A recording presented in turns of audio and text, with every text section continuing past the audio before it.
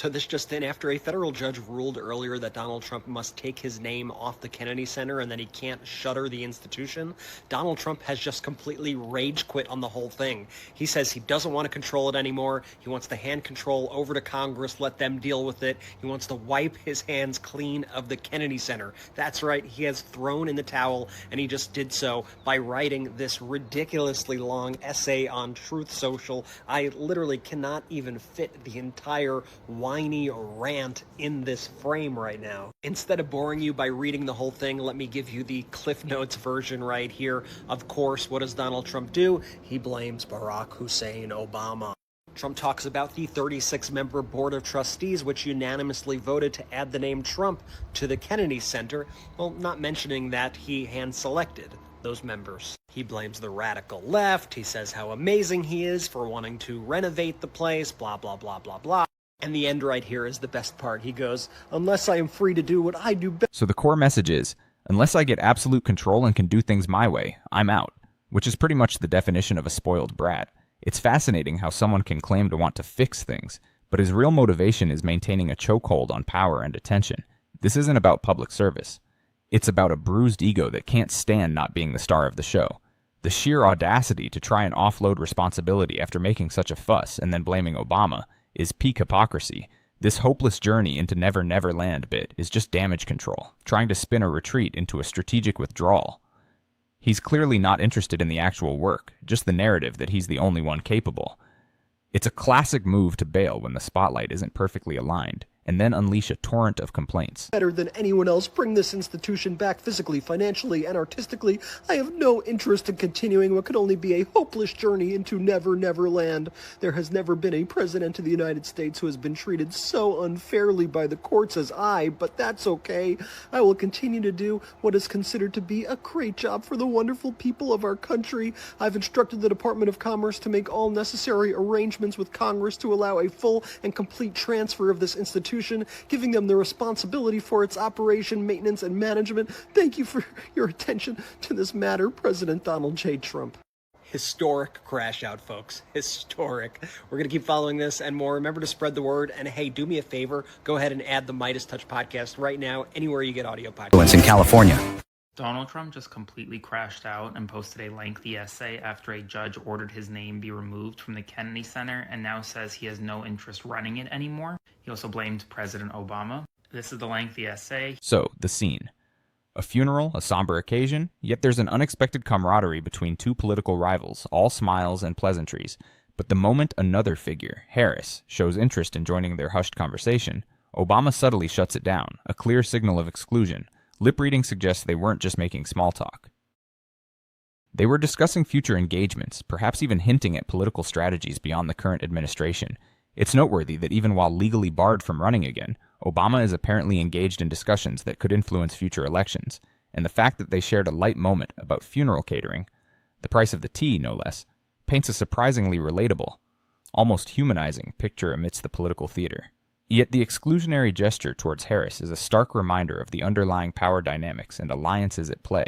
It's a subtle but potent display of who's in the inner circle and who's kept at arm's length. He had to stop because of character limits, but essentially says that a judge appointed by Barack Hussein Obama blocked the Kennedy Center takeover and told him to remove his name off of it. And then goes and says, therefore, based on the fact that radical left Democrats care more about opposing your favorite president than saving a dying performing arts center, we are going to be working with Congress to transfer the institution back to them so they can decide what to do. He says, quote, I have no interest in continuing. So, the excuse for handing over the reins is that a judge, allegedly linked to Obama, told him to remove his name from the Kennedy Center. The spin is that Democrats are more focused on political opposition than supporting the arts, a desperate attempt to paint himself as a victim. He's framing a court ruling as a partisan attack, conveniently ignoring his own role in the situation. And that hopeless journey into Never Never Land line.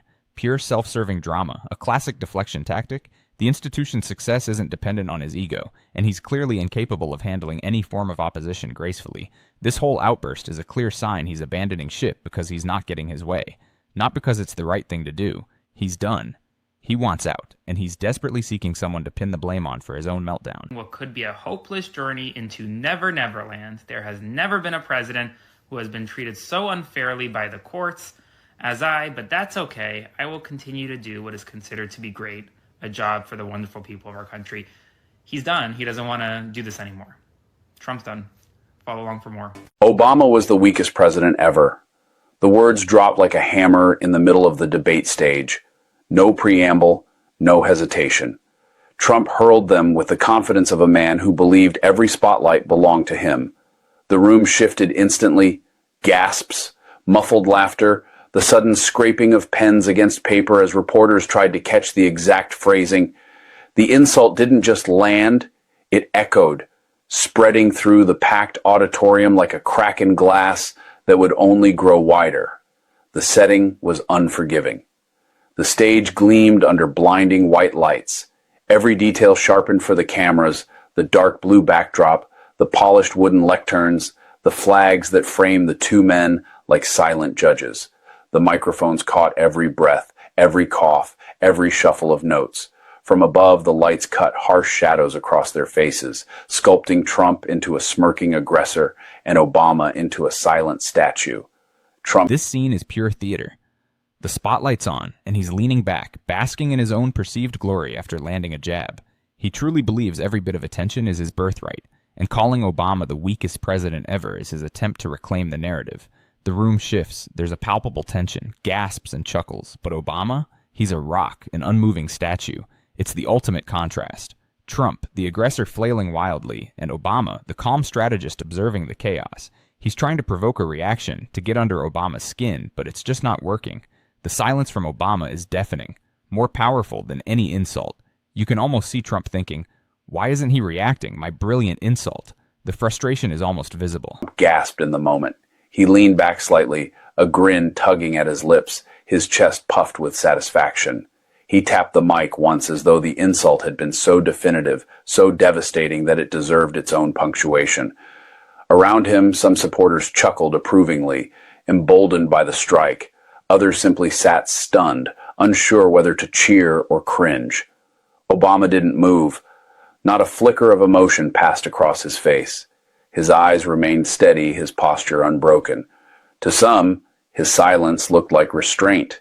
To others, it looked like surrender. Some folks will be like, well, Donald Trump sent me a check during the pandemic. No, y'all know, because I've heard this. I know some of you heard that.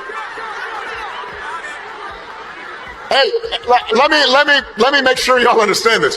Joe Biden sent you a check during the pandemic, just like I gave people relief during the Great Recession. The thing is, we didn't put our name on it because it wasn't about feeding our egos. It wasn't about advancing our politics. It was about helping people. That's the difference. Don't be giving them credit for that. Obama's effortless shade is like fine wine, smooth, elegant, and guaranteed to make Trump's fake tan turn a shade closer to fire hydrant red. It's never loud, never forced. It's the kind of roast that sneaks up on you, lands perfectly, and leaves the target fuming for days. Meanwhile, Trump's idea of a comeback is yelling the same three words: fake news, rigged, and witch hunt, like a malfunctioning chatbot stuck in 2016. There's no competition. Obama operates with surgical precision. If he ever does acknowledge Trump, it's with a carefully placed comment that sends the internet into a frenzy and Trump into an all-caps meltdown. And the best part? He never directly insults him. That's the beauty of it. He doesn't have to. The implication alone is enough to set Trump off. Trump, on the other hand, has the subtlety of a sledgehammer. His version of a roast is standing on stage, sweaty, ranting like a man who just found out his fast food order was wrong. He'll spend an entire rally talking about crowd sizes, imaginary victories, and conspiracies so wild that even the guy who believes in Bigfoot is like, all right, calm down. He screams about how unfairly he's treated while standing in front of thousands of people who paid to watch him complain. I'm here to explain. So he's standing there, broadcasting his grievances to thousands of people who literally paid to listen to him vent about being wronged. It's this bizarre feedback loop where victimhood is the currency, and the audience is there to affirm his narrative of unfair treatment. His rallies are less about policy and more about a performance of perpetual outrage, fueled by conspiracies that defy logic. He conjures imaginary victories and concocts elaborate tales of being persecuted, all while standing before a crowd that's actively encouraging it. This isn't about leading, it's about cultivating an army of the aggrieved, a testament to his ability to weaponize his own perceived injustices. He's effectively created a cult of grievance, where complaining is the highest form of engagement, It's a stark picture of someone unable to move past perceived slights, trapping himself and his followers in an endless cycle of resentment. Just because he acts goofy does not mean his presidency wouldn't be dangerous. And The fundamental concern here is that even if someone appears to be out of power, his presidency could still pose a significant risk. And this isn't just idle speculation. It's coming from individuals who've worked closely with him and understand his mindset. The critical point is his perception of the military's role, not as an instrument of the Constitution or the people, but as his personal loyalists. This suggests a dangerous belief that power is a tool for personal vendettas and self-interest, not public service. The idea of a wannabe king or wannabe dictator isn't hyperbole. It's a genuine fear of unchecked executive authority. The desire to punish his enemies is a red flag for any democratic society. America needs to look beyond the bluster and see the potential for tyranny in such a mindset. do not have to take my word for it.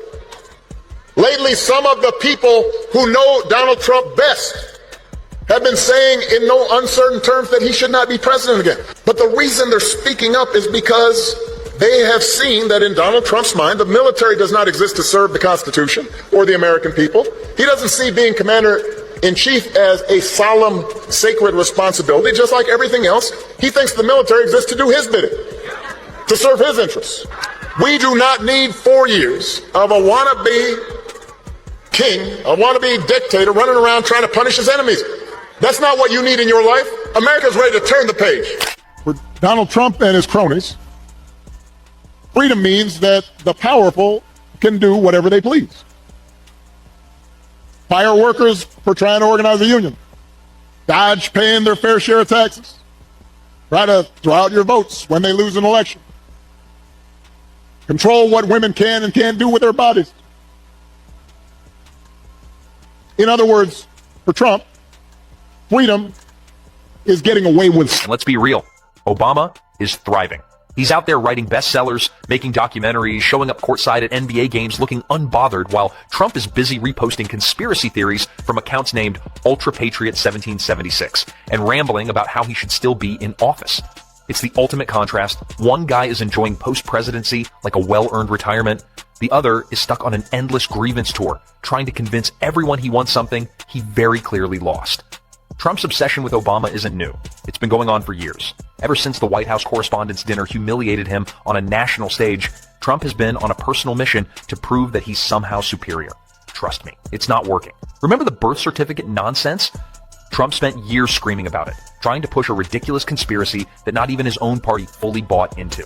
Then, Obama calmly dropped the long-form version and followed it up with a roast so devastating that it basically launched Trump's revenge campaign. The man has never recovered. It was supposed to be Donald Trump's big comeback moment, a live debate that would prove once and for all that he could stand toe-to-toe with Barack Obama, one of the most skilled debaters of the modern political era. But from the very first question, it became clear that Trump had underestimated who he was up against.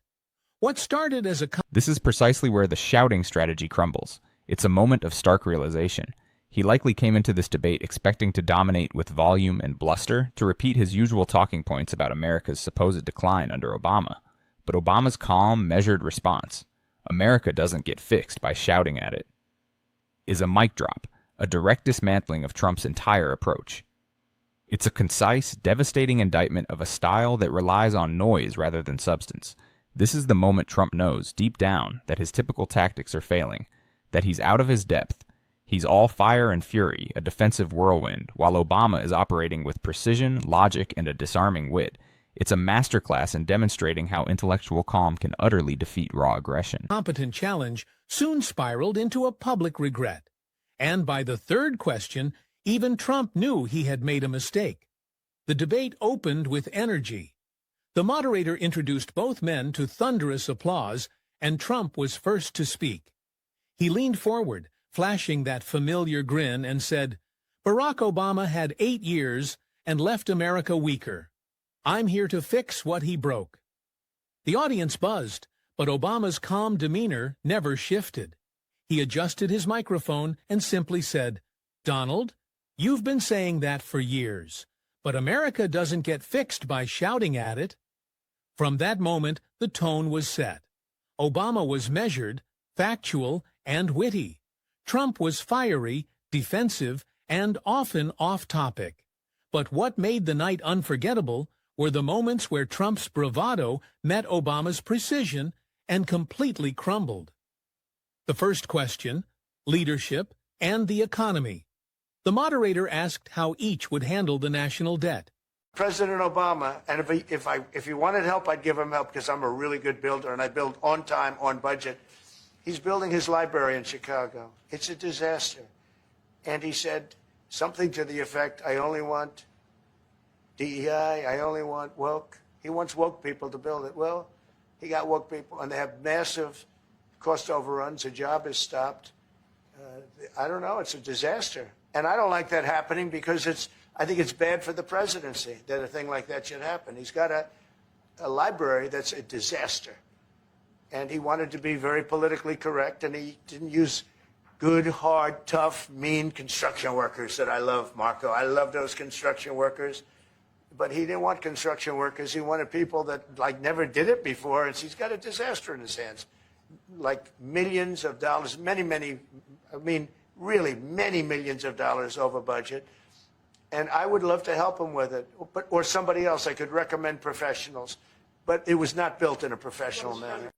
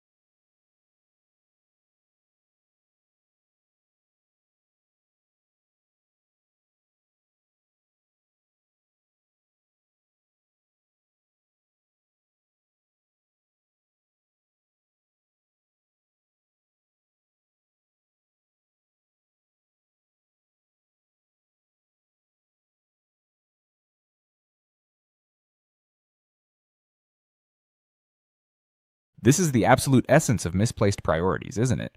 While genuine global crises loom, like the war he allegedly initiated, he's dedicating his energy to crafting verbose rants on Twitter, not about diplomacy or pressing global issues, but about his name being on a building.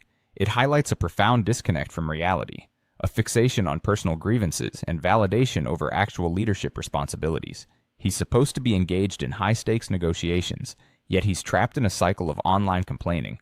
This isn't the behavior of someone focused on the welfare of the nation. It's the behavior of someone consumed by his own ego and immediate desires. It's a pathetic display of someone who can't compartmentalize or prioritize his platform, meant for communication, is reduced to a soapbox for his petty feuds.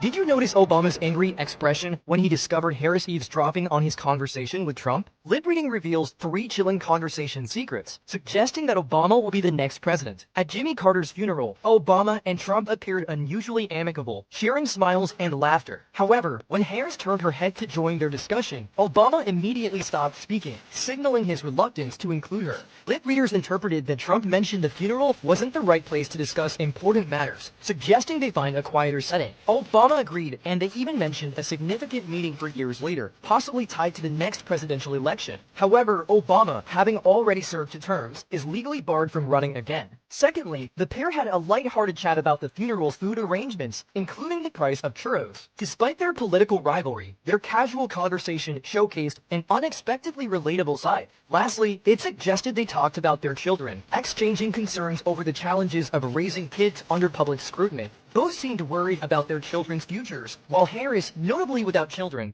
Trump is trying to shift the blame onto me so you can all forget about the Epstein files. This is clearly a political circus. If I really committed treason and fell from power, it would trigger a domino effect. Hillary would fall, then Biden would fall. I don't like that outcome. There's no evidence that I let Russia interfere. Meanwhile, Trump is currently working with Russia's Christopher, so of course he can easily access Russian resources. He's using that information to get a warrant for my arrest. Are you seriously suggesting I paid Russians, then used that fake intelligence to illegally spy on a presidential campaign, manipulate the news, and accuse the new president of being a Russian puppet, sabotaging his election, and left a paper trail? Am I really that stupid not to destroy the evidence? I wish I were wrong. If I'm wrong, Trump would be thrilled. He'd celebrate my mistake. But they won't send me to prison because this is all just political theory. In the end, the only result will be I'll be on vacation soon while the American people never get that damn list. So while this motherfucker is supposed to be negotiating peace with Iran for a war that he started, he is instead writing paragraphs on fucking Twitter about his name on a fucking building. I could have done a better job on heroin. I'm just gonna let you know that I could have done a better job while I was deep in my addiction.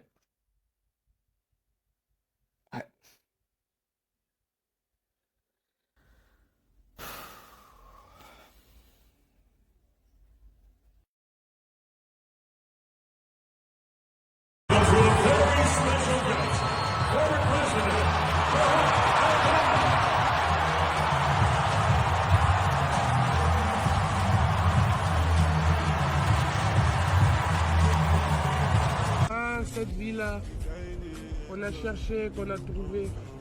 J'aimerais dire j'adore. On adore, que dire.